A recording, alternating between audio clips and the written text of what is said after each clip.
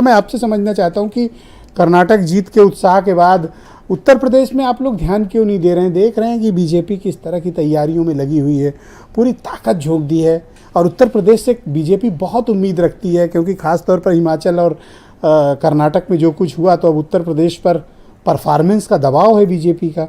आपका पुराना गढ़ रहा है, आप उत्तर प्रदेश पर ध्यान क्यों नहीं देते हैं? उत्तर प्रदेश पे हम जितना ध्यान दे रहे हैं, जहाँ तक कर्नाटक का सवाल है उसकी चर्चा कर लिया जाए।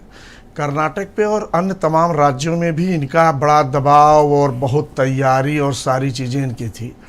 जब सब खेला खुल जाता है ना, जब सारी पोल खुल जाती है ना, तो आप चाहे घर घर जाएं न घर घर जाएं, जनता का माहौल और जनता का एक मन जब बन जाता है, जनता ने उत्तर प्रदेश में मन बना। मैं टोकना नहीं चाहता आपको, लेकिन मैं असहमत हूं, क्योंकि कांग्रेस कर्नाटक में लड़ी, घर घर गई, संगठित होकर लड़ी, मुद्दों पर लड़ी, इसलिए जीती कांग्रेस। आप कह रहे हैं कि पब्लिक को अचानक पता चलेगा कि अवस्थी जी ठीक नहीं काम किए हैं तो हटा देगी, ऐसा नहीं है। मैं आपकी बात से एकदम सहमत हूं कि कर्नाटक में हम लड़े, हिमाचल में लड़े, हम चाहे हर जगह लड़े। उत्तर प्रदेश में भी इस माहौल में भी, जबकि हमारा विधानसभा में 2.35 नियर अबाउट वोट का परसेंटेज था, जो बहुत ही खराब था।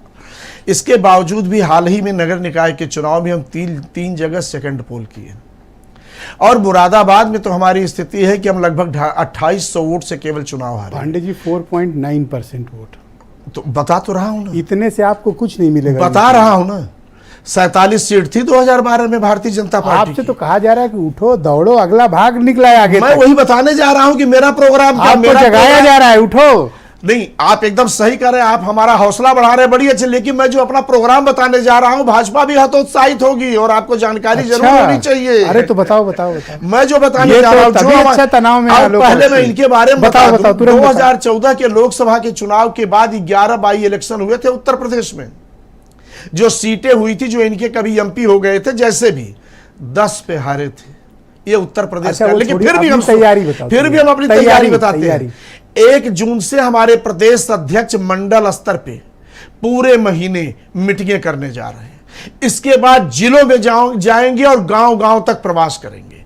और सुनिए, सबसे महत्वपूर्ण बात, हमारे राष्ट्रीय अध्यक्ष आदरणीय मल्लिकार्जुन खड़गे साहब उत्तर प्रदेश में 40 से ज्यादा मीटिंगें करने जा रहे हैं, जो जुलाई माह से शुरू होगा। क्या सच में? 40 से ज्यादा, मैं बता रहा हूं आपसे। मैं एक सम्मानित चैनल पे बैठा हुआ हूं, पार्टी का जिम्मेदार पदाधिकारी। 40 रैली उत्तर प्रदेश में करने जा रहे हैं हमारे माननीय राष्ट्रीय अध्यक्ष मल्लिकार्जुन खड़गे साहब। उत्तर प्रदेश में 2009 के पैटर्न को ले आते हुए 2009 में हम 22 सीटों पर चुनाव जीते थे और 13 सीट पे सेकंड थे, और इसके बाद 22 सीट पे हम थर्ड थे। 57 सीट थे।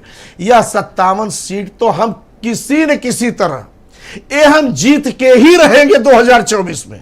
पांडे जी, आप आज जो मैं बता रहा हूं सुनिए, कॉन्फिडेंस देख के आपका तो मतलब मैं हतप्रभ हूं। नहीं, हतप्रभ आप मत होइए, 2012 से 2014 में आप हतप्रभ नहीं हुए होंगे, जब इनकी सरकार बन गई थी दिल्ली में।